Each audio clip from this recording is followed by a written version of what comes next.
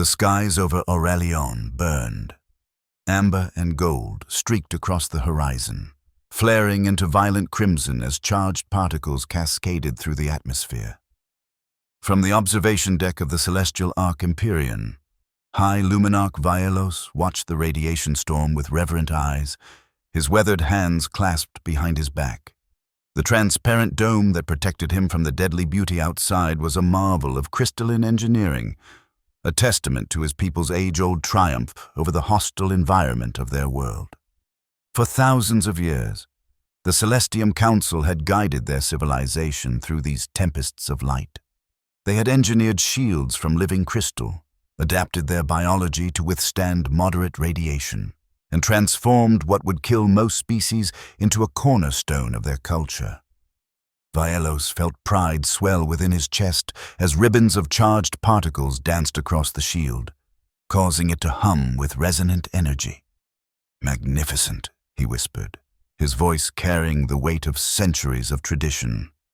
Behind him, a young acolyte cleared her throat. "High Luminarch, there's a signal. From beyond the outer shield array." Vaelos turned, his luminescent eyes narrowing. "A signal? During a Class 3 storm?" "Yes, Eminence. It appears to be a ship of foreign design." The High Luminarch's expression hardened. Foreign visitors were rare, especially those foolish enough to navigate through Aurelion's notorious radiation belts. The last delegation had come nearly a century ago, and that encounter had ended poorly for all involved. "Alert the Council," he commanded, "and prepare the reception chamber. It seems we have an unexpected guest." As the acolyte hurried away, Vaelos returned his gaze to the storm. Far in the distance, beyond the shifting veils of radiant energy, a tiny point of light was indeed visible, a beacon cutting through the chaos. Not a natural phenomenon, but something deliberate, something human. His fingers instinctively sought the soul shard hanging at his throat, a crystalline fragment that stored both energy and memory. Within it swirled the collected wisdom of his predecessors, guiding him through the sacred responsibilities of leadership. "So they return," he murmured, stroking the crystal's faceted surface. "But what do they bring this time? Discovery or desecration?" The soul shard pulsed faintly against his palm, as if sharing his concern. Aurelion was a world of stark contrasts. While much of its surface was bathed in lethal radiation, life had found ways to flourish. Massive city arcs floated in the upper atmosphere, tethered to the ground by colossal mooring cables. These gleaming structures housed the majority of the population, suspended above the worst of the radiation storms.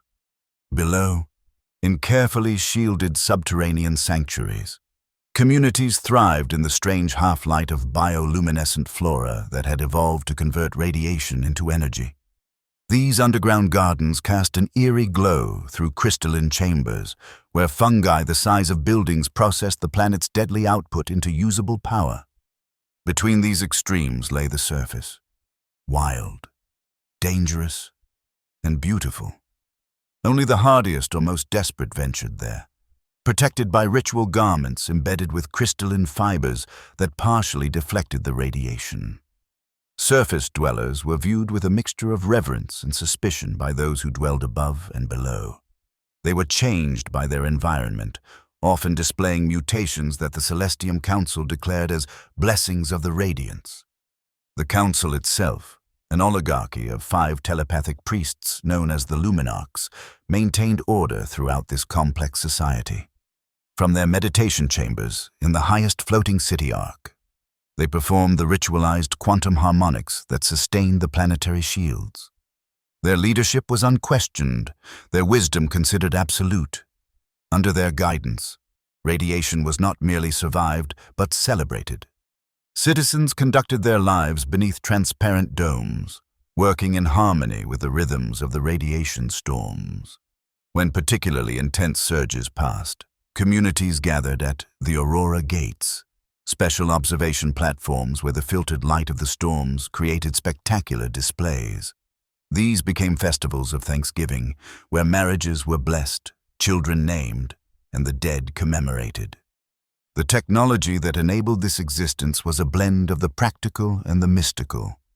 Soul shards, living crystals grown in fungal vats deep beneath the surface, stored not only energy but memories and experiences. Citizens of high standing earned the right to carry one, containing wisdom passed down through generations. The most powerful were reserved for the Luminarchs themselves, who used them to commune with their predecessors and the cosmos itself. This technological marvel was inseparable from religion. The Council's central dogma taught that the radiation that bathed their world was divine in origin, the visible manifestation of cosmic consciousness. To harness it was not merely survival, but communion with greater forces. Children were taught from birth that the storms were both teacher and test, danger and blessing. Radiance is divine.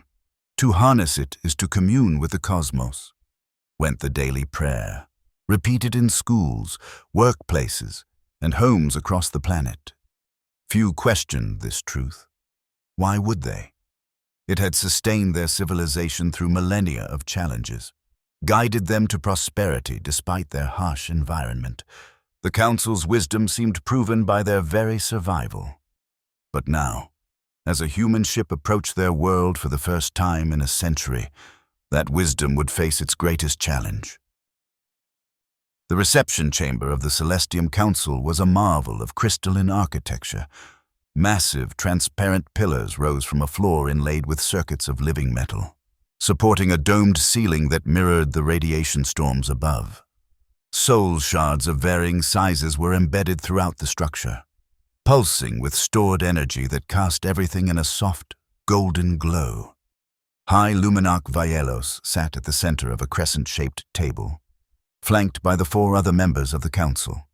Each wore ceremonial robes that shimmered with embedded crystals, and each carried a soul shard of significant size and power. Their eyes, evolved through countless generations to withstand glimpses of unfiltered radiation, gleamed with an inner light that marked them as Aurelion's chosen leaders.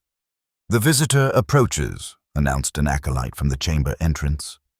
Vaelos nodded solemnly. "Admit them."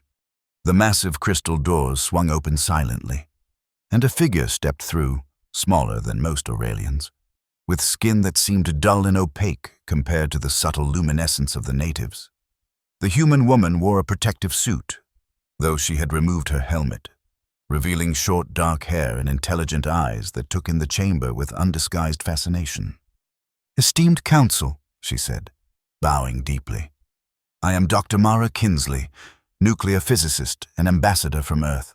I bring greetings and an offering of knowledge." Vaelos studied her carefully. Unlike most Aurelians, he had encountered humans before, during the diplomatic mission of his youth.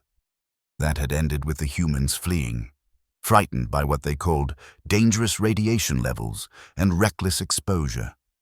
They had not understood the Aurelian way. "Ambassador," he said finally, his voice resonant in the crystalline chamber, "Aurelian acknowledges your arrival, though we must question why Earth sends a scientist of nuclear energies to a world that has mastered radiation through spiritual harmony." Mara smiled, unperturbed by his pointed observation. "That's precisely why I've come. High Luminarch, our worlds approach radiation from different perspectives, yet both have found ways to coexist with it. I believe we have much to learn from each other." She gestured to a case at her side, a metallic container with Earth symbols etched across its surface. "With your permission, I've brought a demonstration of our approach. A small-scale nuclear reactor, perfectly safe, that harnesses radiation in a controlled environment." A murmur ran through the council. Councillor Ixala, the youngest among them, leaned forward with interest. "You contain radiation, rather than commune with it." "In a manner of speaking," Mara replied. "We channel it, direct its power for specific purposes." Vaelos frowned, his soul shard darkening slightly against his chest. "On Aurelian, we do not presume to control the divine. The radiation storms are our teachers, our challenges, our blessing, We adapt to them, not they to us. With respect, Mara countered. Adaptation and control aren't mutually exclusive approaches. Your crystalline shields are themselves a form of control, a boundary you've created between yourselves and raw radiation. The observation struck uncomfortably close to truth, and Vaelos felt his frown deepen. This human was either remarkably perceptive or had been well briefed on Aurelian culture. "You will be granted quarters in the diplomatic sector," he said finally. "The Council will consider your request to demonstrate your device. Until then, Archivist Sirali will serve as your guide and ensure your needs are met." On cue, a young Aurelian woman stepped forward from the shadows at the edge of the chamber. Unlike the council members, she wore simple robes with only a few crystal embellishments, and her soul shard was small, the mark of a junior official. Her eyes, however, were bright with intelligence and curiosity. "It would be my honor," Sirali said, bowing to both the council and the human visitor. Mara smiled at her new guide. "Thank you. I look forward to learning about your world." As the two women departed, Vaelos exchanged troubled glances with his fellow council members. "Watch them closely," he instructed an aide. "The human brings ideas that could disturb our harmony." Councillor Ixala tilted her head. "Or perhaps enrich it, High Luminarch? Should we not remain open to new perspectives?" "Openness has its place," Vaelos replied sternly. "But so does caution. Remember the last great surge, when our shields nearly failed, and thousands perished? It was adherence to tradition that saved us then, not foreign innovation." His hand instinctively rose to his soul shard, which contained memories of that terrible time, memories not his own, but passed down from his predecessor. The crystal pulsed with phantom pain, echoing the suffering of those who had perished when the shields had faltered. "We will observe," he declared, "but we will not be swayed from the path that has preserved us for millennia." Beyond the gleaming spires of the floating arcs, far below on the irradiated surface of Aurelian, another figure watched the arrival of the human ship with interest. Trin stood atop a ridge of crystallized soil, his body protected only by a thin layer of ceremonial wrappings embedded with minor soul shards. Unlike the pristine Aurelians of the arcs, his skin was mottled with patterns that marked him as surface-touched, changed by direct exposure to the radiation storms. These patterns, swirling across his exposed face and hands, were not merely cosmetic. They allowed him to sense the subtle shifts in radiation levels, to predict the coming and going of storms with uncanny accuracy. This gift had earned him the title of Surface Oracle, a position both revered and somewhat feared by those who dwelled in the arcs and underground sanctuaries. "A visitor from the void," he murmured, his voice carrying a slight resonant quality from years of exposure. "Coming before the great change, just as the patterns foretold." Behind him, a small group of surface dwellers, each bearing their own unique mutations, nodded solemnly.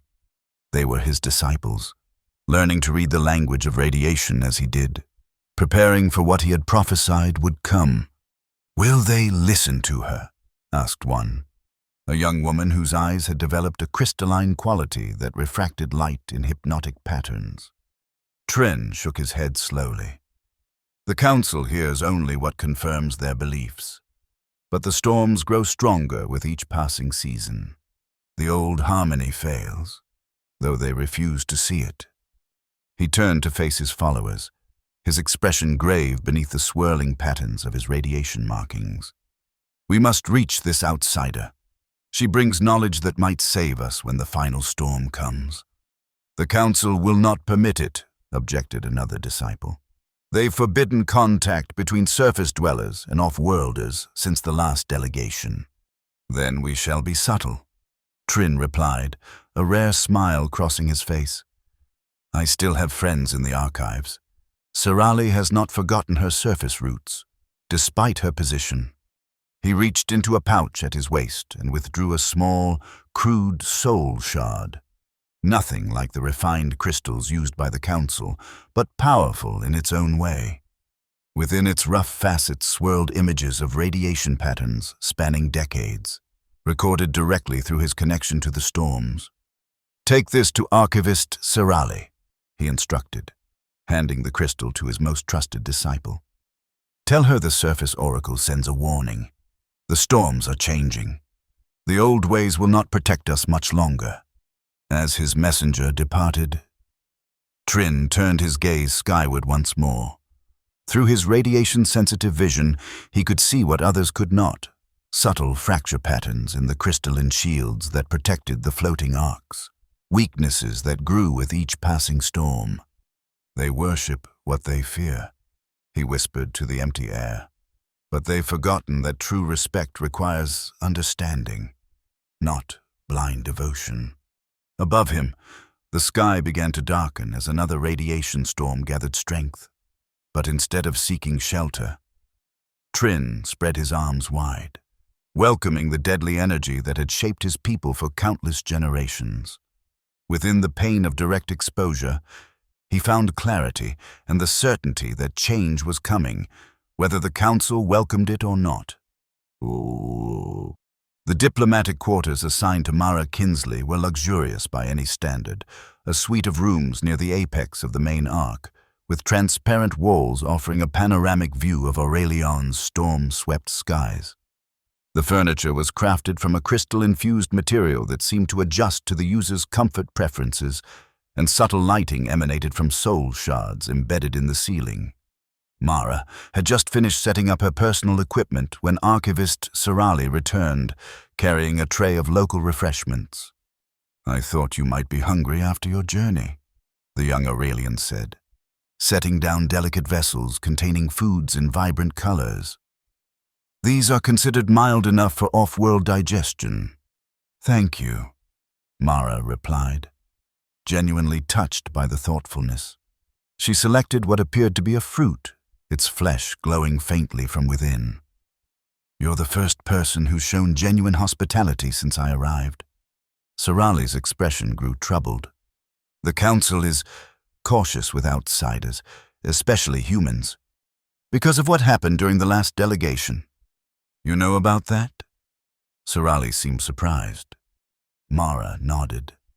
"I studied all available records before volunteering for this mission. Your people invited Earth scientists to observe your radiation management techniques. They fled when they realized the radiation levels you consider acceptable are far beyond what humans typically tolerate." She took a bite of the fruit, finding its taste pleasantly tangy with subtle metallic notes. "They didn't understand that Aurelians have evolved different tolerances and different relationships with radiation. They judged by human standards." "And you won't?" Sirali asked, her luminescent eyes studying Mara carefully. "I'm here to learn first. Judge never," Mara replied, "though I do hope to share some insights as well. Our approaches to radiation are different, but complementary. While your people have adapted biologically and created passive defenses, we've developed methods to actively harness and control nuclear reactions." She gestured toward the metallic case she'd brought to the Council chamber, now sitting on a table in the center of the room. "My portable reactor is a perfect example. It creates a controlled environment where nuclear fission can occur safely, generating power without risk." Sirali moved closer to the case, her curiosity evident. "It's so small. Our power generation requires massive crystalline arrays and fungal processing chambers. Different approaches to the same challenge," Mara said with a smile. "May I show you?" After a moment's hesitation, Sirali nodded. "I would be honored." Mara opened the case, revealing a device about the size of a small melon. Its housing was transparent, allowing view of a central chamber where a carefully arranged series of elements were suspended in a field of subtle blue energy. "This is a miniature version of our fission reactors," Mara explained. "It contains a small amount of nuclear material, enough to demonstrate the principles without any danger. The energy output is modest but extremely stable. She activated a sequence on the control panel, and the blue field intensified. At the center, the nuclear material began to glow with a steady, controlled light. "Beautiful," Sorali whispered, her eyes wide with fascination. "And you can start and stop this reaction at will?" "Exactly. Complete control over when and how the energy is released." Mara adjusted another setting, and the reaction dimmed slightly. "On Earth, we use much larger versions to power entire cities." Sorali's expression shifted from wonder to concern. "The Council would call this heresy. They believe radiation is divine, to be respected and adapted to, never controlled." "And what do you believe?" Archivist Sorali. The young Aurelian was silent for a long moment, her soul shard pulsing gently against her chest as if responding to her inner conflict. "I believe that wisdom can come from many sources, and that survival requires both respect for tradition and openness to new ideas." She glanced toward the door, then lowered her voice. "Not all Aurelians share the Council's rigid views, especially those who dwell on the surface or in the deep sanctuaries." "Like the surface oracle I've read about?" Mara asked. "Trin, I believe his name is?" Sorali's eyes widened in surprise. "You know of Trin?" "Only what I found in old mission reports. He's described as a mutation bearer who can predict radiation storms. Some considered him a mystic, others a natural phenomenon." "He is both, and neither," Sorali replied carefully. "Trin sees patterns where others see only chaos. And—" She hesitated, then continued in a near whisper.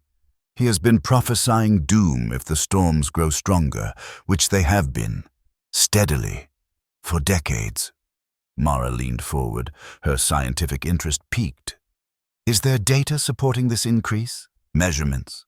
Observations?" "Yes, in the archives. I've been—" Sorali stopped abruptly as a chime sounded at the door. Quickly, Mara closed the reactor case as Sorali composed herself. The door slid open to reveal a council acolyte. "Archivist Sorali, your presence is required in the council chamber. Alone," he added, with a pointed glance at Mara. Sorali bowed. "Of course. I'll return shortly. Ambassador." As they left, Mara turned back to the window, watching another radiation storm build on the horizon. If what Sorali suggested was true, that the storms were intensifying, then Aurelian's traditional defenses might indeed be approaching their limits. Her mission might be more urgent than she had initially believed. High Luminarch Vielos paced the council chamber, his robes swirling around him in agitated patterns. The other council members watched in varying states of concern as their leader's soul shard pulsed with unusual intensity, reflecting his disturbed state of mind. "You allowed the human to activate her device?" he demanded of Sorali, who stood before them with head bowed. "Without council authorization. I observed only." "Eminence," Sorali replied, keeping her voice steady despite her nervousness. "As the assigned guide, I believed understanding her technology would help me better represent our traditions in our discussions." Councillor Ixala interjected. "The archivist's reasoning seems sound. High Luminarch, knowledge is not contagion." "Isn't it?" Vielos turned sharply. "Ideas can infect as surely as any disease. This human brings notions of control and dominance over what we know to be divine. Such thinking undermines the very foundation of our society." He moved closer to Sorali, lowering his voice. "I expected better from one raised to serve the archives. Your position requires absolute loyalty to our traditions." "My loyalty is to truth, Eminence," Sorali responded, raising her eyes to meet his. "The archives contain our history, all of it, including the times when change saved us." A tense silence fell over the chamber. It was rare for anyone to challenge the High Luminarch, even indirectly. Vielos's soul shard darkened momentarily, then flared with renewed light. Truth without wisdom is dangerous, he said finally. You will continue your duties with the human ambassador, but you will report everything, every demonstration, every conversation, directly to me. And there will be no more unauthorized activations of foreign technology within our arcs. Sorali bowed again. As you wish, Eminence, as she turned to leave. Counselor Ixala spoke once more. High Luminarch, perhaps we should reconsider allowing a formal demonstration of the human's device, if only to better understand what we're rejecting. Vaelos considered this, his expression troubled. The last great surge still haunted him, memories not his own, but vivid nonetheless, transferred through his soul shard from his predecessor. He had seen through another's eyes how experimentation and deviation from tradition had weakened the shields, how thousands had perished in the resulting radiation breach. A limited demonstration, he conceded finally. Under strict controls, with minimal audience, we must appear reasonable, even as we protect our ways. After Sorali departed, Counselor Thalion, the eldest among them, spoke for the first time. You fear her influence on the young archivist. It wasn't a question, and Vaelos didn't treat it as one. Sorali has always been questioning, too interested in the archive's most heretical texts, too sympathetic to surface dwellers, and now too fascinated by human technology. She reminds me of you, in your youth, Thalion observed with the faintest smile. Before you bore the weight of the High Luminarch's soul shard. Vaelos stiffened at the comparison. I was curious, not rebellious. The line between the two is thinner than we like to admit, Thalion replied. Be careful, Vaelos. In your determination to protect our traditions, do not become blind to legitimate warnings. Change comes whether we welcome it or not. Change, yes, abandonment of our core principles. Never. Vaelos touched his soul shard reflexively. The radiation is divine. To control it, as the human suggests, would be sacrilege. Perhaps, Thalion said softly, or perhaps divinity expresses itself in many forms, including human ingenuity. Vaelos had no answer for that, and the council chamber lapsed into contemplative silence as another radiation storm washed over the ark, bathing them all in filtered, golden light. In the subterranean archives, Sorali moved silently through towering shelves of crystalline records. The vast chamber hummed with the collective knowledge of Aurelion, historical accounts, scientific observations, philosophical treatises, all stored in specially grown soul shards that lined the walls from floor to ceiling. She paused before a section marked with ancient symbols that few modern Aurelians could read. This was the restricted archive, texts deemed potentially destabilizing by the council, accessible only to senior archivists. As second in command of the archive, Sorali had legitimate access, though her frequent visits to this section had raised eyebrows among her colleagues. Glancing around to ensure she was alone, she removed a specific crystal from its housing, larger than most, its surface cloudy rather than clear. This was one of the oldest records in the archive, dating back to the time before the Council's formation, when Aurelian's approach to radiation had been more varied and experimental. She placed the crystal into a reader device and activated it with her personal access code.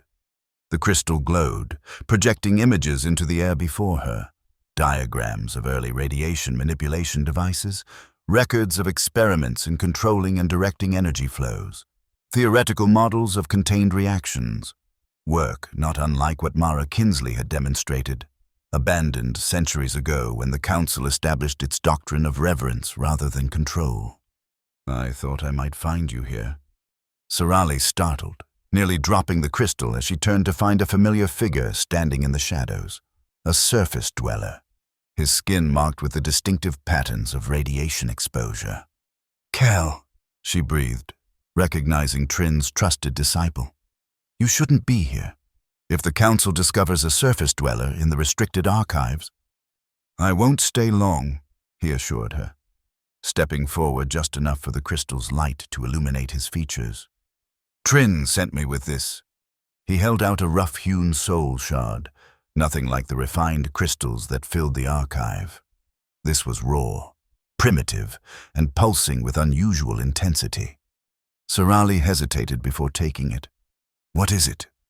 Turin's observations of the storm patterns, recorded directly through his connection to the radiation. Kel's expression grew grave. The storm are changing. Sirali, growing stronger, more unpredictable. The old harmonics won't hold much longer. Sirali inserted the crude crystal into her reader, and new projections appeared alongside the ancient diagrams, chaotic patterns of energy, increasing in intensity over time, with clear projections of future growth.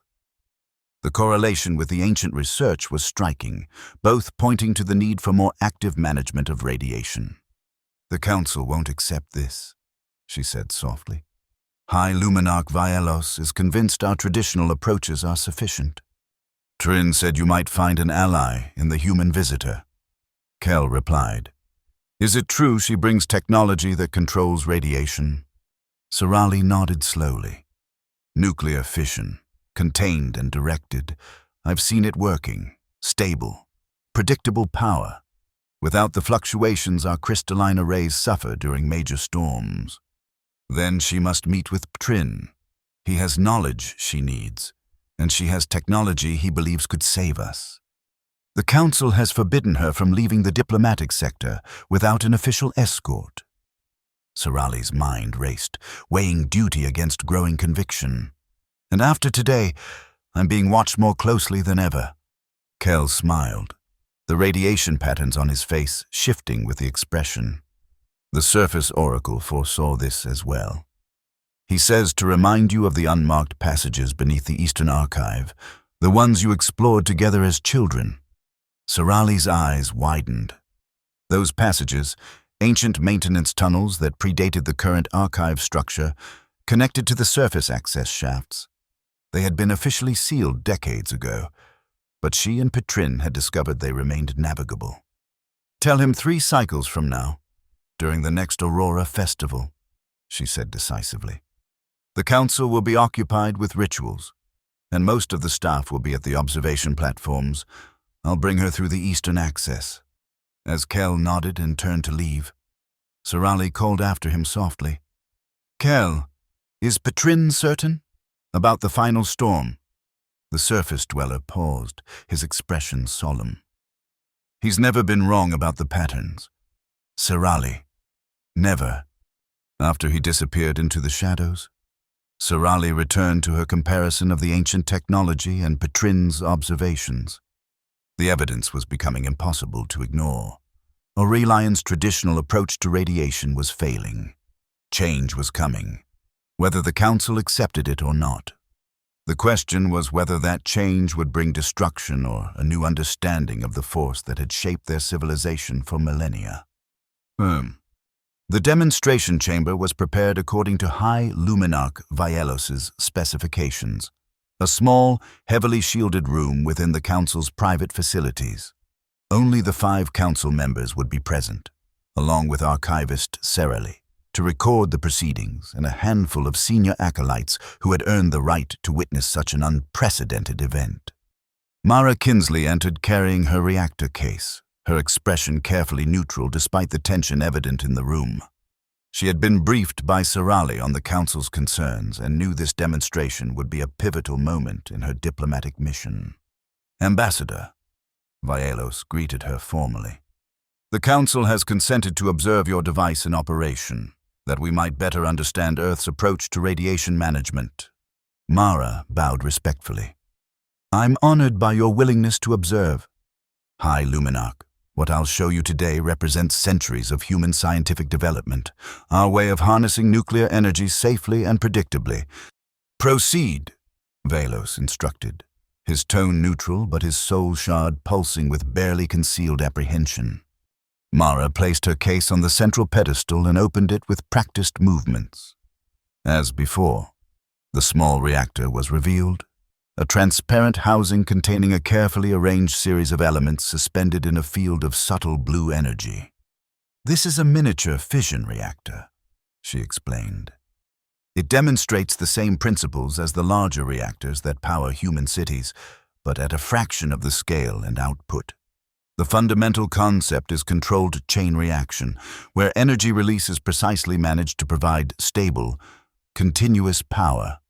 She activated the device, and the blue field intensified. At the center, the nuclear material began to glow with a steady, controlled light. Data displays around the housing showed various measurements: temperature, radiation levels, energy output, all remaining within clearly defined parameters.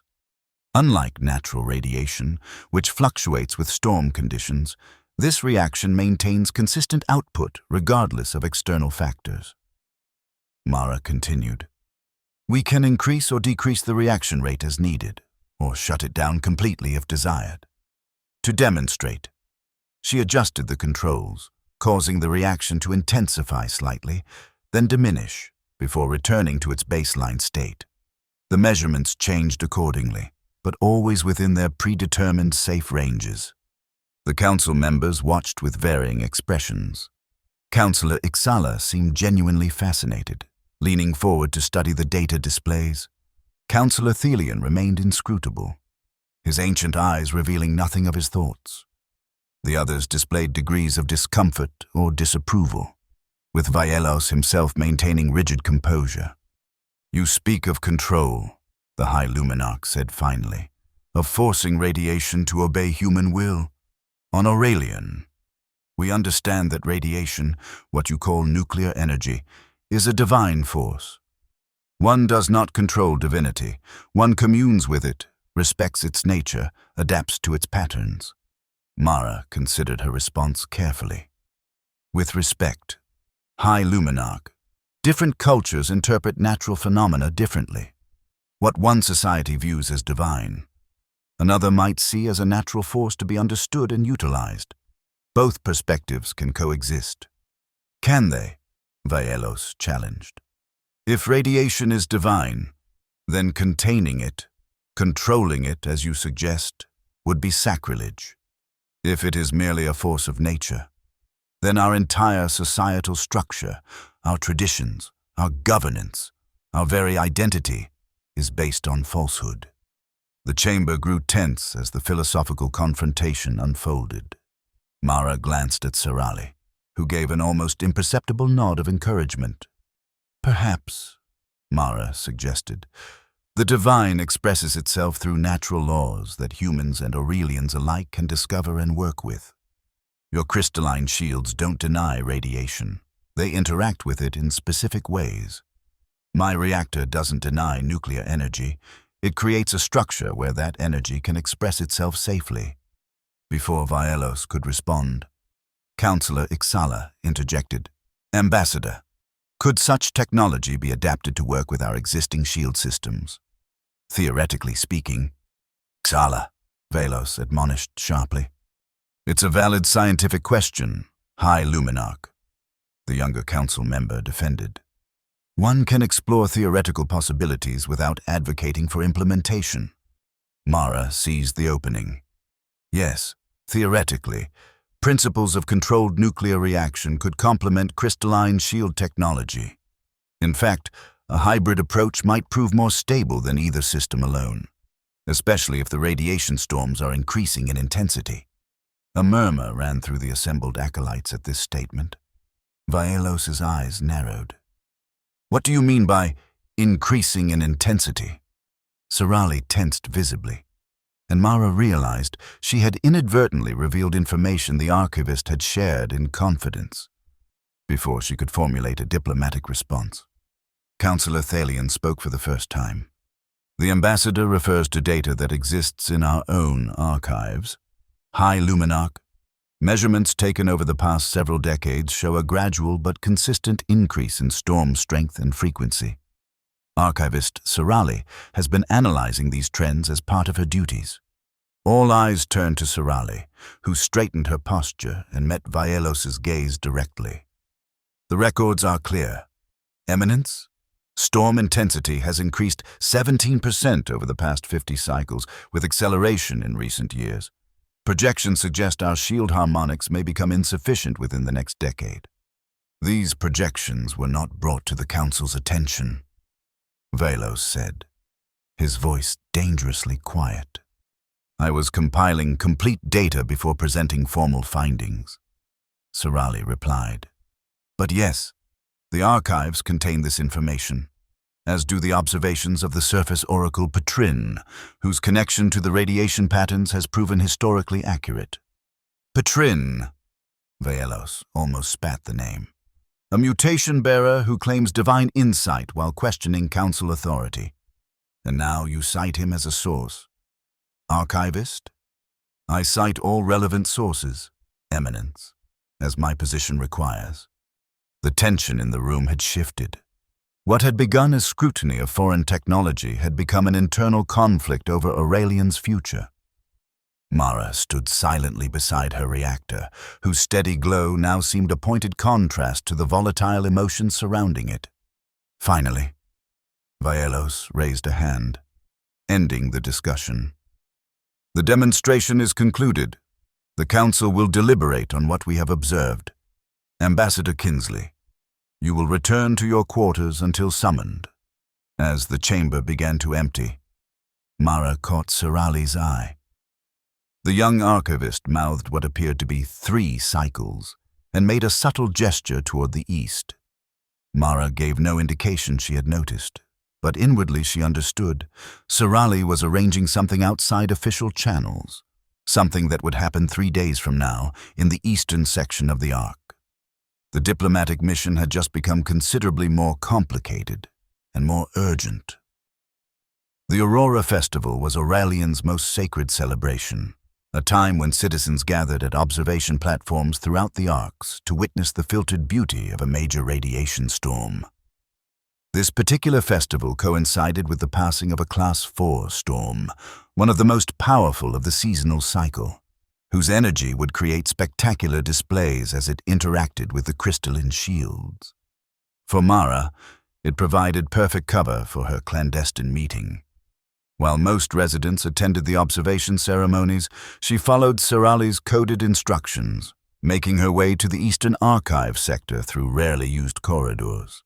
She carried a small pack containing essential equipment, including a portable version of her reactor and environmental sensors. Serali was waiting at the designated location, a maintenance door hidden behind an ornamental crystal formation. The archivist glanced nervously over her shoulder before pressing her soul shard against a recognition panel. The door slid open with a soft hiss, revealing a narrow passage illuminated by ancient, flickering lights. Quickly, Serali whispered. The maintenance tunnels will take us to a surface access shaft. From there, we'll need to move fast. The radiation will be intense during the festival storm. Mara activated her protective suit's enhanced shielding. Lead the way. They descended through increasingly aged sections of the Ark, eventually reaching tunnels that predated the current city structure, unlike the gleaming crystal and living metal of the upper levels. These passages were constructed from primitive materials, evidence of Aurelian's earliest attempts to survive its hostile environment. These tunnels were built before the Council existed, Serali explained as they navigated the dusty corridors. Before radiation was deified. Back then, our ancestors approached survival more pragmatically. Like the ancient technology I saw you studying in the archive projection, Mara observed. Containment systems, not unlike Earth's early nuclear experiments. Serali nodded. You noticed? Yes, our histories aren't as spiritually pure as the Council teaches. Our ancestors tried many approaches before settling on the current doctrine. They reached a vertical shaft with a narrow ladder leading upward. Above, a circular hatch was sealed with multiple locking mechanisms that looked long unused. Surface access, Serali announced. Once we're through, we'll have about 20 minutes before the radiation exposure becomes dangerous, even with protection. Trin will meet us at the emergence point. Mara checked her suit's integrity one final time. I'm ready. Sorali worked the ancient mechanisms, and with a grinding protest, the hatch opened. Immediately, the tunnel was bathed in intense golden light as radiation from the storm filtered down. Both women climbed quickly, emerging onto Aurelian's surface for the first time.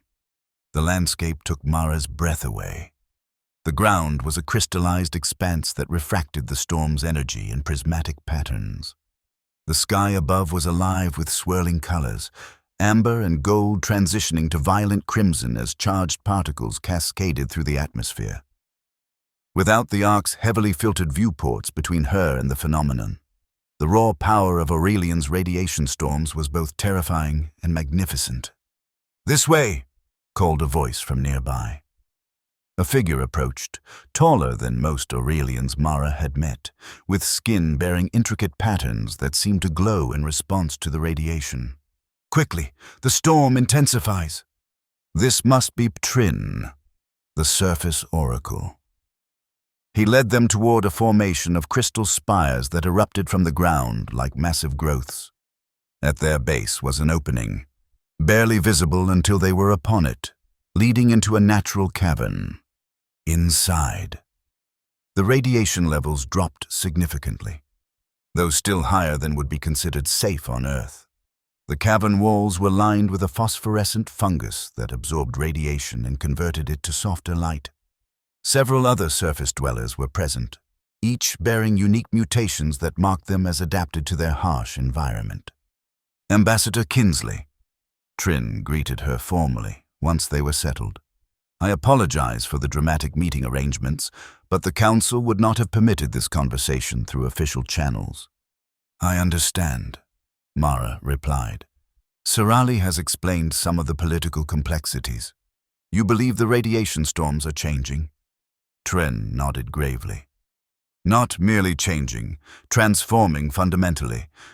What the Council dismisses as normal variation, I have experienced directly." He gestured to the patterns on his skin. "These mutations allow me to sense radiation patterns intuitively. The storms have developed new harmonics, new frequencies that our traditional shields were not designed to filter." He turned to a crude table where a three-dimensional model of Aurelian's atmosphere had been constructed from crystal fragments and luminous fungi. "The standard cycle is breaking down.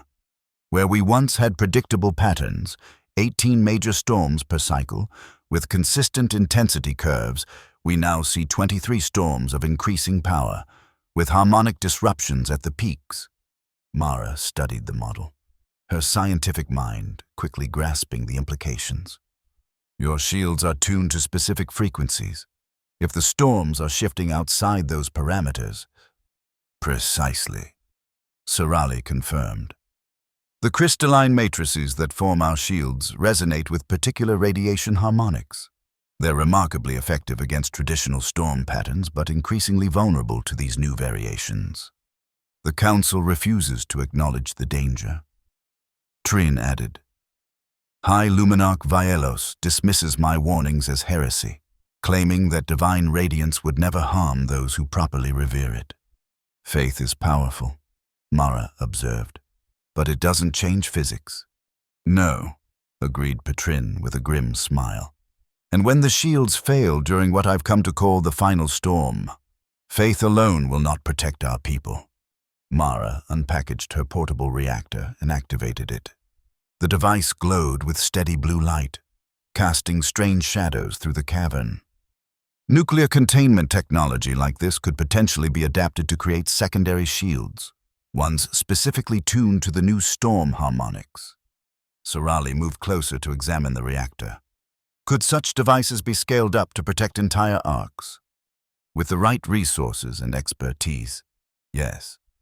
But it would require a fundamental shift in how Aurelian approaches radiation, from passive reverence to active management. Trin's expression grew troubled. Such a change would shake the foundations of our society. The Council derives its authority from its role as intermediary between the people and the divine radiation. If that radiation becomes merely another force to be controlled, their power would be undermined. Sorali finished softly. which is why Vaelos resists so strongly. It's not just tradition he's protecting, but the social order itself. A younger surface dweller approached, his body bearing fewer mutations than Petrin's, but his eyes showing the same crystalline quality. Oracle, the storm shifts. The new harmonics are emerging. Trin nodded gravely. Sooner than expected. Ambassador, place your sensor devices. You should record these frequencies directly. The evidence may be crucial in convincing others of the danger. Mara quickly deployed her environmental sensors around the cavern entrance. As data began flowing to her display, her scientific detachment gave way to genuine alarm. The radiation patterns were indeed changing dramatically, developing oscillations that would create destructive interference with traditional crystalline shields. "This is worse than I anticipated," she admitted. "Based on these readings, your shield harmonics will begin to fail catastrophically within months, not years." A tremor ran through the cavern as the storm intensified above. Dust and small crystal fragments rained down from the ceiling. "We need to return to the Ark," Serali urged. "With this data, perhaps we can convince at least some of the council members of the threat." Turin placed a hand on her shoulder. "It may be too late for gradual persuasion. Archivist, the final storm approaches faster than even I foresaw. When it comes, the Council must be ready to embrace new methods, or Aurelion's civilization will end." Mara gathered her equipment, mind racing with calculations and possibilities. "I'll need access to your shield generation facilities. If I can adapt my reactor technology to work in concert with your crystal arrays, we might create a hybrid defense capable of withstanding these new harmonics." "The Council will never grant such access," Serali warned, "not without irrefutable proof of immediate danger." "Then we must provide that proof," Trin declared, "and hope it comes before the shields actually fail." As they prepared to leave, another, stronger tremor shook the cavern. This was no ordinary effect of the storm. Something fundamental was changing in Aurelian's relationship with its radiation, something that threatened everything the Aurelians had built over millennia of adaptation and survival. The race against the final storm had begun. High Luminarch Vaelos stood alone in the Council's private meditation chamber, his soul shard pulsing erratically against his chest. The Aurora Festival should have been a time of spiritual renewal and communal celebration. Instead, he found himself plagued by troubling visions and disquieting data. During the height of the ceremonial observations, he had experienced something unprecedented, a moment when his soul shard had resonated painfully with the storm, as if the crystal itself were warning of danger. Such a phenomenon had occurred only once before in recorded history, during the last great surge that had nearly destroyed the Arks. More disturbing still were the reports now flooding in from shield technicians throughout the Arks. Minor breaches had occurred in several sectors, something almost unheard of during normal storm conditions. The crystalline matrices were showing stress patterns that the maintenance protocols couldn't explain. "High Luminarch," called a voice from the chamber entrance. Councillor Thalion entered slowly, his ancient frame moving with deliberate care. "The emergency reports reach you." "I see." Vaelos nodded grimly. 7 breaches during a festival storm. Unprecedented. "Not entirely," Thalion corrected gently. "The historical archives record similar anomalies before the last great surge. Patterns that were dismissed as maintenance failures until it was nearly too late." "You think the Surface Oracle's warnings hold merit?" Vaelos observed, not bothering to hide his disapproval. "I think data deserves attention, regardless of its source." The elder counselor moved to stand beside him, gazing out at the storm-swept sky. "Trin may be unconventional, but his predictions have proven accurate more often than not. And now Archivist Serali's analysis of storm patterns supports his claims." "Serali." Vaelos almost spat the name. "She's been missing since the festival began, along with the human ambassador." Thalion's expression revealed nothing. "Perhaps they seek answers we've been unwilling to consider." Or perhaps they conspire to undermine the very foundations of our society. Velos turned to face his fellow counselor directly. Don't pretend you don't see the implications. Thelian, if we embrace the human's technology, if we begin controlling radiation rather than revering it, what becomes of the Council's authority? Of the social order we've maintained for millennia? What becomes of our people if we cling to tradition while the storms destroy our shields? Thelian countered.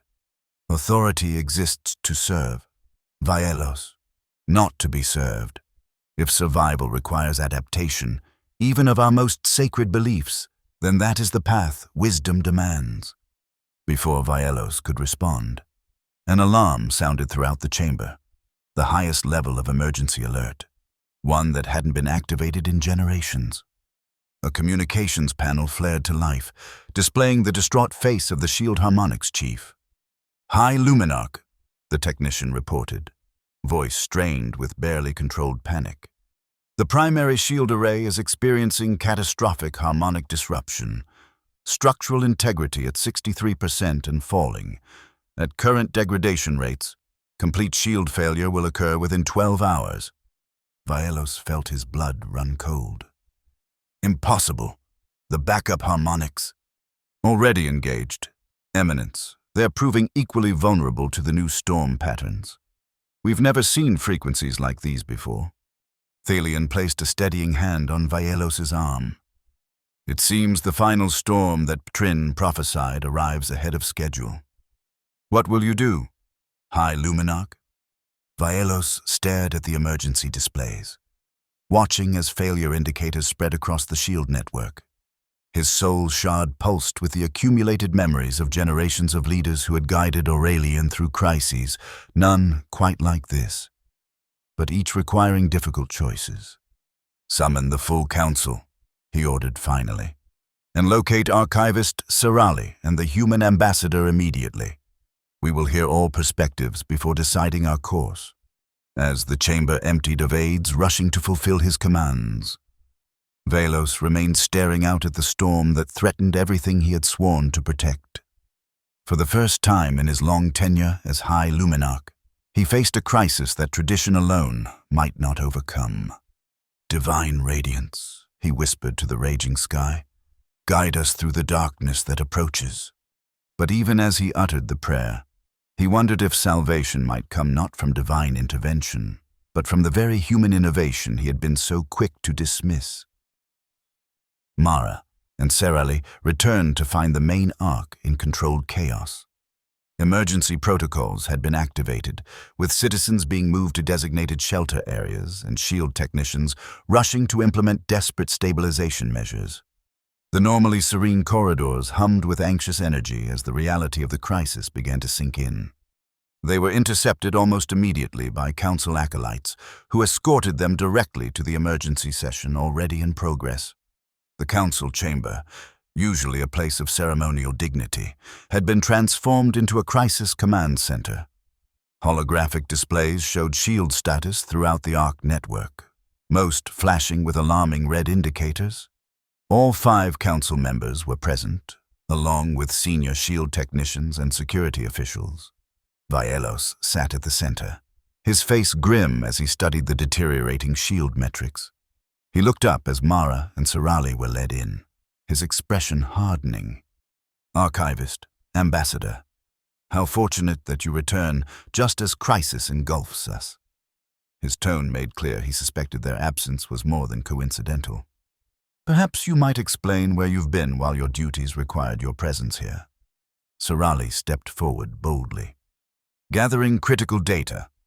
Eminence, Ambassador Kinsley and I visited the surface to measure the new storm harmonics directly. We consulted with Surface Oracle Ptrin, whose predictions about the changing radiation patterns have proven accurate. At the mention of Ptrin, murmurs ran through the assembled officials. Vaelos's expression darkened further. You defied council restrictions to consort with surface dwellers during a festival storm? We sought answers that might save lives. Mara interjected, stepping forward to stand beside Serali. And what we discovered confirms what your shield technicians are now reporting. The radiation storms have developed new harmonic patterns that your traditional shields cannot withstand. She connected her sensor device to the chamber's main display system. Immediately, detailed measurements of the surface storm appeared alongside the shield failure data.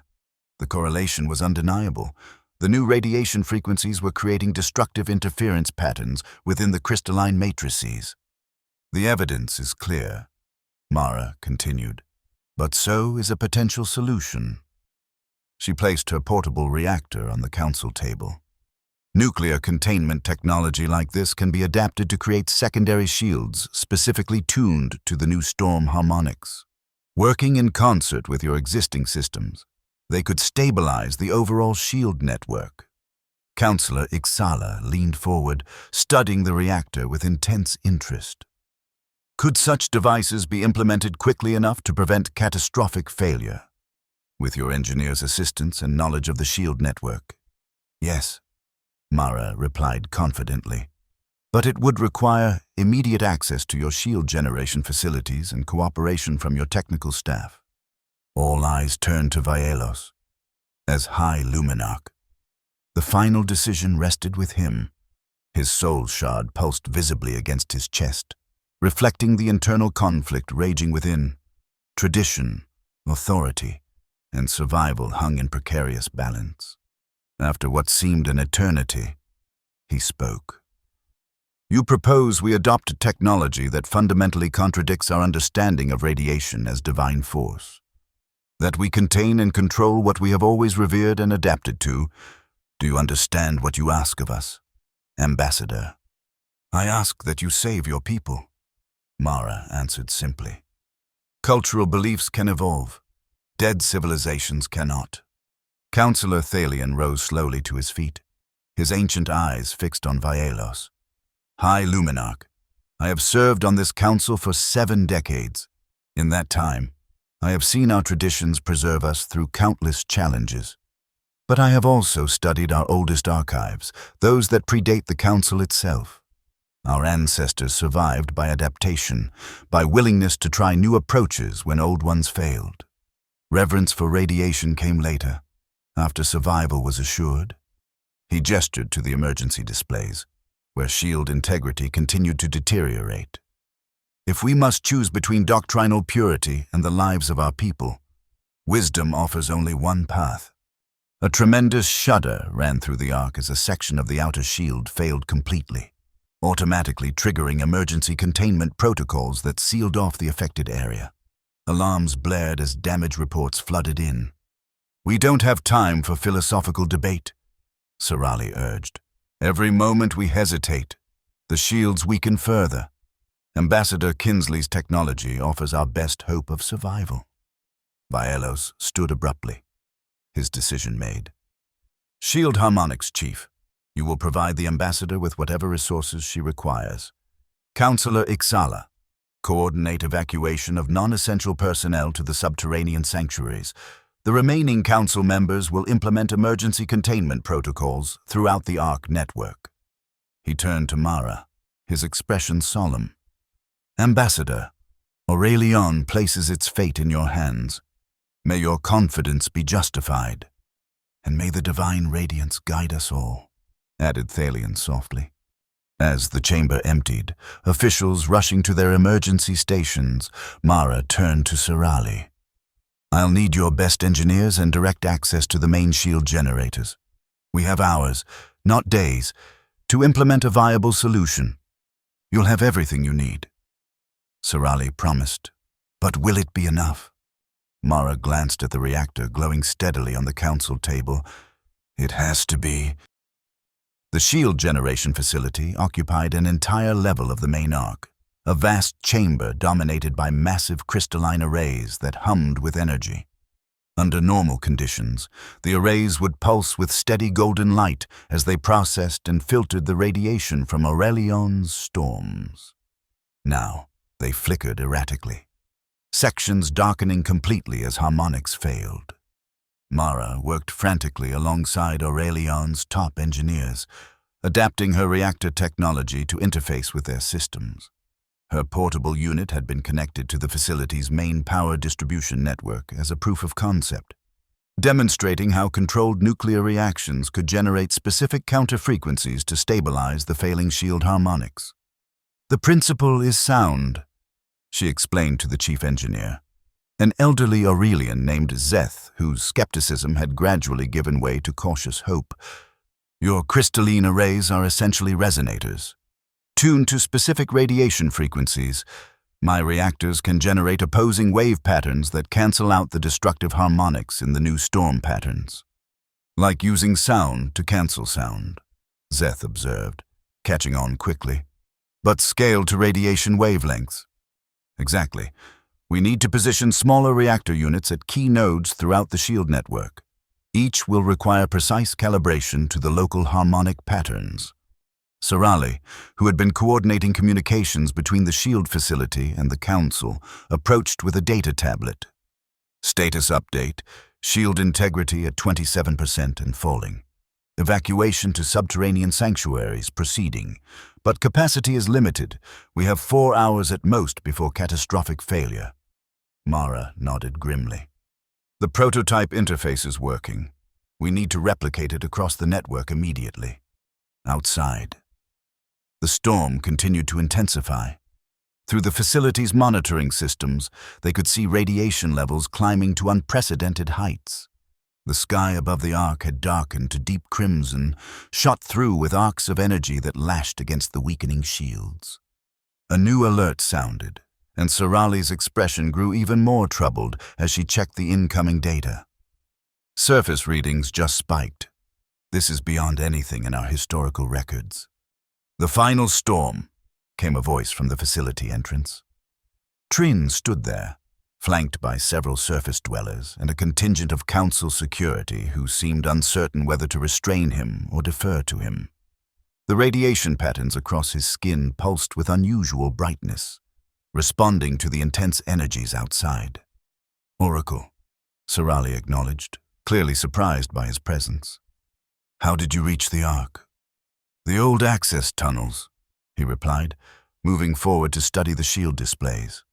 "When I sensed the storm's acceleration, I knew my place was here." He turned to Mara. "Your technology. It creates controlled environments where radiation behaves predictably." "Yes. Nuclear containment fields that can be tuned to specific frequencies." Trin nodded thoughtfully. "Then you must not merely counter the storm's new harmonics. You must embrace them, incorporate them into your design." "Embrace them?" Mara frowned. "The goal is to neutralize the destructive frequencies." "No," Trin corrected. "The goal is harmony, not opposition. The new storm patterns aren't random, they're evolutionary. The radiation is changing, as all things must. Fighting that change ensures defeat. Working with it offers possibility." Mara studied the surface oracle, recognizing that his connection to Aurelian's radiation was something beyond her scientific understanding. "What exactly are you suggesting?" "Adjust your reactors to amplify certain harmonics while dampening others. Create resonance, not cancellation." He placed his hand on the nearest shield control panel, and remarkably, the erratic fluctuations steadied momentarily. "The patterns seek equilibrium, not destruction. Help them find it." Zeth looked skeptical. "You suggest we modify shield protocols based on intuition?" "Based on direct connection to the radiation this facility attempts to manage," Trine replied evenly. "I have lived with unfiltered storms for decades. My body has adapted to understand their language. What you call intuition, I call listening." Mara made a quick decision. "Let's try both approaches simultaneously. Engineer Zeth, continue implementing the counter-harmonic reactors as planned. Sarali, work with Petrin to develop a resonance-based modification for a subset of the network. We'll compare effectiveness in real time." Another violent tremor shook the facility as more shield sections failed. Time was running out. "Ambassador Kinsley," called a technician from the communications station. High Luminarch Vielos requests your presence in the council chamber immediately. They're considering evacuation of the arcs. Mara glanced at the shield status displays, where integrity percentages continued to drop steadily. Abandoning the floating cities would mean catastrophic loss of life. The subterranean sanctuaries couldn't possibly accommodate the entire population, and surface conditions would be lethal during the peak of the final storm. Tell him we're implementing emergency measures now, she replied.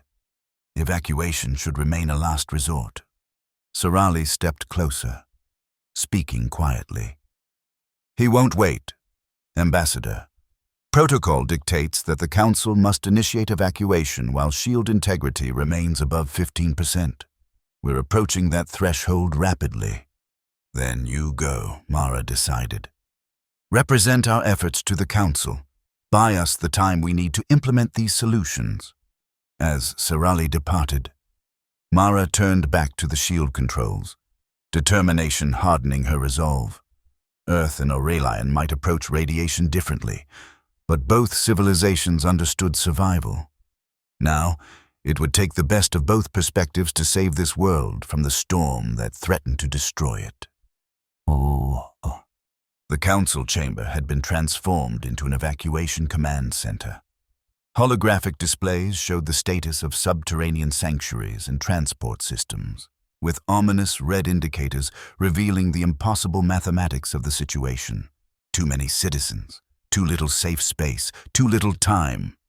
High Luminarch Vielos stood at the center of this controlled chaos, issuing directives with the calm authority expected of his position, but those who knew him well could see the strain in his eyes, the way his hand repeatedly sought the soul shard at his throat, as if drawing strength from the accumulated wisdom of his predecessors. When Sorali entered instead of Mara, his expression darkened. Archivist, where is Ambassador Kinsley?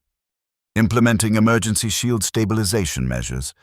Eminence, Sorali replied, bowing formally despite the crisis surrounding them. She believes evacuation may still be averted if given sufficient time to complete her work. Time is precisely what we lack. Velos responded grimly. Shield integrity approaches the critical threshold. Once breached, cascade failure becomes inevitable. The Council has voted to begin priority evacuation procedures. Sorali surveyed the evacuation plans displayed around the chamber. The subterranean sanctuaries can accommodate perhaps 40% of the Ark population. What of the remainder? A heavy silence fell over the chamber. It was Councillor Thelian who finally answered, his ancient voice barely audible. We are implementing selection protocols based on essential skills and reproductive capacity. Those who cannot be accommodated will be provided comfort measures in designated areas. You're selecting who lives and who dies, Sorali translated bluntly. We are ensuring the continuation of our civilization, Vielos corrected, though his tone lacked conviction. As High Luminarch, my duty extends beyond individual lives to the survival of our culture and knowledge. Your duty is to explore every possible solution before condemning citizens to death.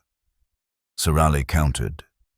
Ambassador Kinsley's technology is showing promising results, and Oracle Petrin has joined the effort, providing insights that could be crucial. Trin is here? In the Ark? Velos seemed genuinely surprised. Yes, Eminence. Despite your previous dismissal of his warnings, he came to offer his unique understanding of the storm patterns. Sorali's voice took on an edge of challenge. His connection to radiation may prove as valuable as your council dogma in this crisis. Before Vielos could respond, a massive tremor shook the chamber, more severe than any previous. It caused structural damage visible as cracks spreading across the crystalline walls. Emergency lighting activated as primary power fluctuated. Shield integrity at 17%, reported a technician, voice strained with barely controlled panic. Multiple breaches detected in the outer residence sectors. Automatic containment failing in sectors 7 through 12. Vielos's composure finally cracked. Begin immediate evacuation of priority personnel to sanctuaries Alpha through Delta. Implement comfort protocols in remaining sectors. The euphemism for managed death was not lost on anyone present. Eminence, please, Sir Ali implored. Grant Ambassador Kinsley more time. Her hybrid shield system is coming online now. More time? Velos's voice rose with uncharacteristic emotion. Look around you. Archivist, the shields fail, the storm comes, all because we strayed from the true path, because we questioned traditions that sustained us for millennia. No. Luminarch, came a new voice from the chamber entrance. Trin stood there, his radiation-marked skin glowing with unusual intensity. The storm comes because all things change, including divine radiance. Your traditions preserved Aurelian through one age, but cannot serve the next without evolution. The surface oracle moved into the chamber, ignoring the startled reactions of council acolytes. I have seen the humans' technology working alongside our crystalline arrays. A merging of approaches that honors both tradition and innovation. There is still hope, if you have the wisdom to embrace it. Another, even more violent tremor rocked the Ark. Emergency alarms blared as reports of shield failures cascaded through the communication systems. In that moment of crisis, an unexpected figure entered the chamber. Mara Kinsley. Her face streaked with sweat and grime from hours of frantic work in the shield facility, but her eyes bright with determination.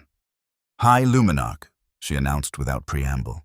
The hybrid shield system is online. Initial readings show stabilization beginning in sectors nearest to the generator complex. She activated a portable display, showing shield integrity metrics across the Ark network. True to her words, several sections had stopped deteriorating, their status indicators shifting from critical red to cautious yellow. It's working? Velos asked, disbelief warring with desperate hope in his voice. Partially, Mara admitted. The counter-harmonic reactors are stabilizing the traditional shield matrix, but we're still losing ground in sectors furthest from the main generators. We need to distribute the effect throughout the network. Trin stepped forward. The resonance modifications are showing even greater promise, but require soul shard amplification to reach the entire Ark. Soul shard amplification? Velos frowned. Explain. Your ceremonial soul shards. Trin clarified, pointing to the crystal hanging at the High Luminarch's throat. They're not merely storage devices, but amplifiers of intention. For generations, the Council has used them to enhance shield harmonics through ritual. Now, they must serve a new purpose, channeling both traditional resonance and the human's nuclear containment fields throughout the shield network. Vielos's hand rose to his soul shard protectively. What you suggest is unprecedented. These crystals contain the accumulated wisdom of generations of Luminarchs. To repurpose them for untested technology is to honor their purpose. Thalion interrupted gently. What is that wisdom for, if not to guide us through our darkest hours? What better use of our predecessors' knowledge than to save the civilization they helped build? A moment of profound silence fell over the chamber, broken only by the continuing alarms and the distant rumble of the storm raging outside. Velos stood at the crossroads of tradition and innovation, the weight of his office and the lives of countless citizens resting on his decision. Finally, he removed the soul shard from around his neck, studying its faceted surface as it pulsed with stored memories and energy. What must be done? The central ritual chamber of the Celestium Council had never been used as Mara now proposed. Located at the very heart of the main Ark, its crystalline architecture was designed to amplify the telepathic harmonics of council ceremonies, sending resonant energies throughout the shield network. Now, it would serve as the focal point for a desperate merger of technologies. Aurelian's tradition of radiation resonance and Earth's innovation of nuclear containment. At the center of the chamber, Mara's largest reactor had been installed, a more powerful version of her demonstration model, hastily assembled from components in her ship. Around it, In a precise geometric pattern stood the 5 council members, each holding their ceremonial soul shard. Trin and several surface dwellers positioned themselves at cardinal points around this inner circle, their radiation-sensitive skin providing real-time feedback on the emerging energy patterns. "The concept is straightforward," Mara explained as technicians made final adjustments to the reactor. "My device will generate a controlled nuclear reaction tuned to specific frequencies. Your soul shards, charged with those same frequencies, will amplify and distribute the effect throughout the shield network, creating a hybrid defense against the storm's new harmonics." "And our role?" Velos asked, the soul shard pulsing visibly in his hands. "Focus your thoughts on the shield network, as you would during traditional ceremonies," Trin instructed. "But instead of merely reinforcing existing patterns, visualize acceptance and integration of the new harmonics. The crystals respond to intention as much as energy." Engineer Zeth, monitoring the shield status from a control panel at the edge of the chamber, called out, "Shield integrity holding at 14%. We're stabilized temporarily, but still critically vulnerable." Sarali, coordinating communications between the ritual chamber and evacuation teams throughout the Ark, added, "Evacuation continues in outer sectors, but the sanctuary capacity limits remain unchanged. If this fails—" She didn't need to finish the thought. Everyone present understood the stakes. "We begin now," Mara declared, activating the reactor. The device hummed to life, its central chamber glowing with intense blue energy. Unlike her demonstration model, this reaction was pushed to its limits, generating maximum output tuned precisely to the storm's frequencies. The council members raised their soul shards simultaneously, beginning the harmonic chanting that had maintained Aurelion's shields for generations. As their voices blended in ancient patterns, the crystals in their hands brightened, responding to both the ritual and the energy emanating from Mara's reactor. Trin closed his eyes, the patterns on his skin shifting and pulsing as he sensed the emerging energy field. "The harmonics align," he reported, "but the connection is incomplete. The old patterns resist the new." Velos, maintaining his ritual stance, spoke without breaking the harmonic chant. "The traditions of millennia cannot be rewritten in moments. Oracle." "They must be," Trin insisted. "The final storm will not wait for gradual adaptation." Outside, the storm reached new intensity. The Ark shuddered continuously now, the shield failure accelerating despite their efforts. Through the chamber's monitoring systems, they could see the sky had darkened to an apocalyptic crimson, shot through with arcs of energy that lashed against the weakening barriers with increasing fury. "Shield integrity at 12% and falling," Zeth reported, his voice tight with stress. "The hybrid system is helping, but not quickly enough." Mara studied the energy readings, frustration evident in her expression. "The frequency alignment is correct, but the distribution is insufficient. Something's blocking the full integration of the two systems." Trin moved closer to the council circle, his radiation-sensitive vision perceiving energy patterns invisible to others. "It's not a technical limitation," he said after a moment of observation. "It's a conceptual one. The soul shards respond to belief as much as physics. As long as the Council maintains mental separation between tradition and innovation, the crystals will do the same. You ask us to abandon our fundamental understanding of radiation as divine." Velos objected, though his ritual chanting never faltered. "No," Mara interjected, sudden insight lighting her features. "Not abandonment. Evolution. Perhaps radiation is divine precisely because it can be both revered and harnessed. Maybe the true lesson of the final storm is that reverence alone is incomplete." Councillor Thalion, oldest and wisest among them, nodded slowly as understanding dawned. Not divine or mundane, divine and mundane. Not tradition or innovation, tradition and innovation. "A new covenant," Sarali whispered. Vielos's expression reflected his internal struggle. Generations of doctrinal certainty warring with the immediate crisis facing his people. His soul shard flickered erratically, mirroring his conflict. Another violent tremor shook the chamber. Beyond the ritual space, they could hear the sounds of structural failures throughout the ark, the groaning of stressed materials, the sharp crack of crystal fracturing under pressure.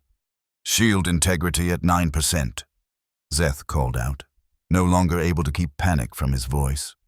"Critical failure, imminent." In that moment of ultimate crisis, something changed in Vielos. Perhaps it was the weight of responsibility for thousands of lives. Perhaps it was the accumulated wisdom in his soul shard. Generations of leaders who had faced their own impossible choices.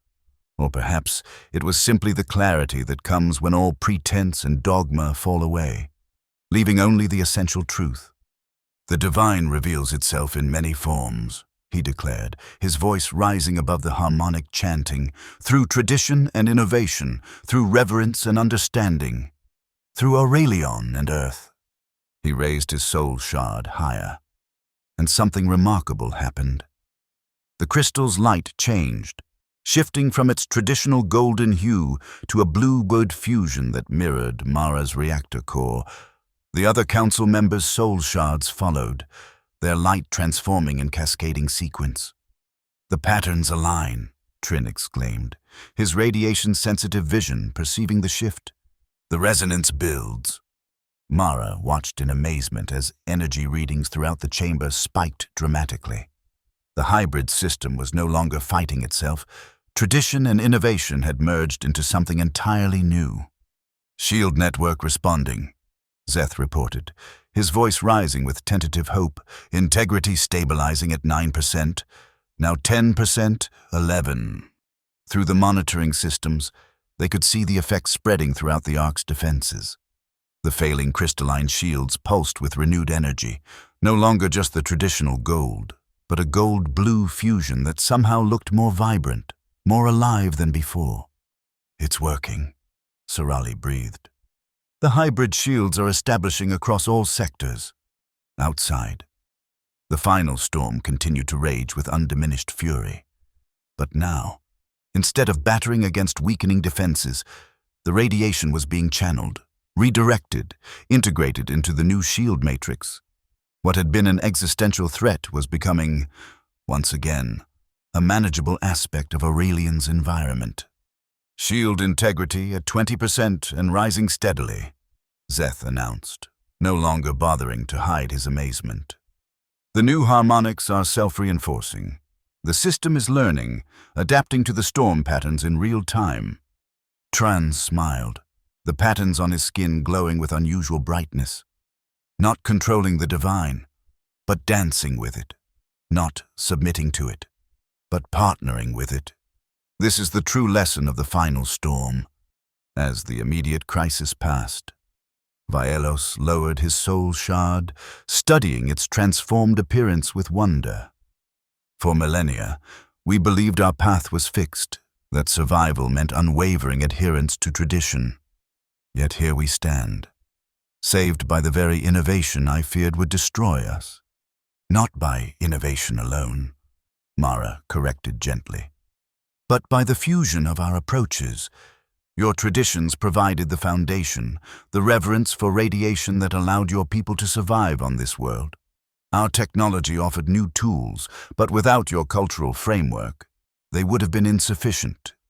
The council members stepped back from the ritual circle, their ceremonial duties complete, but their worldview forever altered. The soul shards continued to pulse with their new hybrid energy, living symbols of the transformation occurring throughout Aurelion society. "What happens now?" Sorali asked, giving voice to the question on everyone's mind. Councillor Thalion smiled, his ancient eyes bright with renewed purpose. "Now, Archivist, we begin the work of integration, not merely of technologies, but of perspectives. The final storm has passed, but its lesson remains. Adaptation requires both honoring tradition and embracing change. The Celestium Council must evolve as well." Valos acknowledged, his expression solemn but resolute. Perhaps into something more inclusive of all Aurelian's voices, including those from the surface and the deep sanctuaries. He turned to Petrin, extending his hand in a gesture unprecedented between a high luminarch and a surface dweller. Your connection to the radiation patterns proved as valuable as our ceremonial knowledge. The new council should reflect that diversity of wisdom. Tryon accepted the gesture with dignity. The surface dwellers would welcome true representation, high luminarch, and perhaps, in time, the divisions between arc, surface, and sanctuary might diminish, as we all learn to relate to our world in new ways. Mara watched this exchange with satisfaction. Her diplomatic mission had succeeded beyond any expectation, though in ways no one could have predicted. As the immediate crisis response transitioned to recovery operations, she found herself drawn to the observation deck, seeking a moment of quiet reflection. The view from the observation deck was transformed. Where before Aurelion's skies had raged with golden storms, now they shimmered with an ethereal blue-gold light, the visible manifestation of the hybrid shield network. The radiation still flowed across the atmosphere, but its deadly fury had been tamed, channeled into sustainable patterns that would protect rather than threaten. Mara stood at the viewport, watching this new sky with a scientist's appreciation and a diplomat's satisfaction. Her portable reactor hummed quietly beside her, a small version of the larger systems now being integrated throughout the Ark's infrastructure. A beautiful sight, isn't it? Sorali joined her at the viewport, her archivist's robes exchanged for the more practical attire of the emergency response team. Different, but no less magnificent than before. Change often is, Mara replied with a smile, especially when it preserves what's most valuable while discarding what no longer serves. The Council is already implementing reforms, Sorali reported. Vaelos has proposed a new governing body, the Symbiotic Conclave, that will include representatives from the Arks, surface communities, and subterranean sanctuaries. Even more surprisingly, he suggested a permanent position for an Earth liaison. Mara raised an eyebrow. That's quite a transformation for someone who initially viewed my technology as heresy. Crisis reveals character, Sorali observed. Beneath his dogmatic exterior, Vaelos has always been a leader committed to his people's survival. When tradition alone proved insufficient, he found the courage to embrace new possibilities. They stood in companionable silence for a moment, watching as maintenance vessels moved across the shield perimeter, installing permanent versions of Mara's reactor technology at key nodes. The marriage of Earth science and Aurelian tradition was being physically embodied in the infrastructure that would protect the planet for generations to come. "Will you stay?" Sorali asked finally. "There's so much more we could learn from each other, and your expertise would be invaluable during the transition." The question caught Mara by surprise.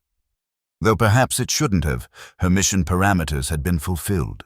Diplomatic contact established, scientific exchange initiated. She could return to Earth with a successful mission report, but the work here had just begun, and the possibilities for further collaboration were tantalizing. "I think I might," she answered slowly. "At least for a while. There's still so much I don't understand about your soul shards and radiation harmonics. And clearly, you could benefit from more exposure to nuclear containment principles." Dr. Mara Kinsley, Chief Liaison to the Symbiotic Conclave. Sorali tested the title with a smile. It has a certain resonance. Before Mara could respond, the observation deck door slid open to admit Petrin and High Luminarch Vaelos, an unlikely pair whose cooperation symbolized Aurelion's new direction. Both carried soul shards, though Petrin's remained the crude, natural crystal of the surface dwellers, in contrast to Vaelos's refined ceremonial shard. "Ambassador," Vaelos greeted her formally. "The Council, or rather, the Provisional Conclave, wishes to express our profound gratitude for your intervention during the crisis. Without your technology and perspective, Aurelion might now lie in ruins. My contribution was just one part of the solution, Mara replied diplomatically. Your willingness to evolve your approach made the difference between success and failure. Trine stepped forward, his radiation-marked skin now bearing new patterns, evidence that the change storm had already begun influencing surface dwellers' mutations. The patterns suggested your coming before the final storm. What they did not reveal was whether you would be catalyst for destruction or rebirth. And which was I? Mara asked, curious about his assessment. Neither, and both. The surface oracle answered with a smile. You were simply the right element, introduced at the right moment, to precipitate necessary change. Like radiation itself, neither inherently destructive nor beneficial, but powerful in its potential. Vaelos extended his hand, revealing a small object, a soul shard, smaller than his ceremonial crystal but larger and more refined than Petrin's natural specimen. Unlike traditional shards, this one pulsed with the same blue-gold energy that now characterized Aurelion's shields. This was created in the fusion of energies during the crisis, he explained. The first of what we're calling harmony shards, crystals that embody both traditional resonance and nuclear containment principles. The conclave would be honored if you would accept it, as symbol of the new covenant between our worlds. Mara accepted the crystal carefully, feeling a subtle warmth as it responded to her touch. Unlike the purely ceremonial role such gifts might have played before, this represented a genuine technological and cultural fusion, a living symbol of two approaches to radiation finding harmony. I accept with gratitude, she said formally, and I offer something in return, my continued presence as Earth's representative during your transition, if that would be welcome. Most welcome indeed, Vaelos replied, genuine pleasure evident in his expression. The path ahead holds many challenges. The shield network requires extensive modification. Our social structures need reimagining, and our understanding of radiation itself must evolve. Your perspective will be invaluable. And perhaps, Sorali added, in time, more of our people might visit Earth, bringing Aurelion's insights to your world as you have brought yours to ours. The four stood together at the viewport, watching as the hybrid shields continued to process the storm's energy, transforming what had once been merely survived into a resource actively harnessed below. The floating arcs hummed with renewed activity as citizens emerged from emergency shelters to find their world changed but preserved. On the surface, previously hostile terrain was already showing signs of moderation as the new shield harmonics created pockets of reduced radiation where expanded settlement might eventually be possible. Survival by tradition alone breeds stagnation, Trine observed, echoing an ancient Aurelian proverb. But embracing change enriches the soul, and perhaps that's the ultimate lesson of the final storm, Mara replied. True mastery comes not from reverence alone, nor from innovation in isolation, but from the wisdom to know when each is needed, and the courage to forge them into harmony. As Aurelion's twin suns rose over placid skies, their light filtered through the blue-gold shield to cast gentle illumination across the observation deck. No storms threatened, yet the clouds still glowed faintly with latent energy, a reminder that power, like knowledge, is purified through choice. The choice to revere and the choice to harness, the choice to preserve tradition and the choice to embrace change. In that moment of dawn, as two civilizations began their journey of mutual discovery, the Council of Shattered Radiance was truly transformed, not ended, but evolved into something both ancient and entirely new. A testament to the resilience of life in all its forms, and to the infinite possibilities that emerge when different worlds find common ground.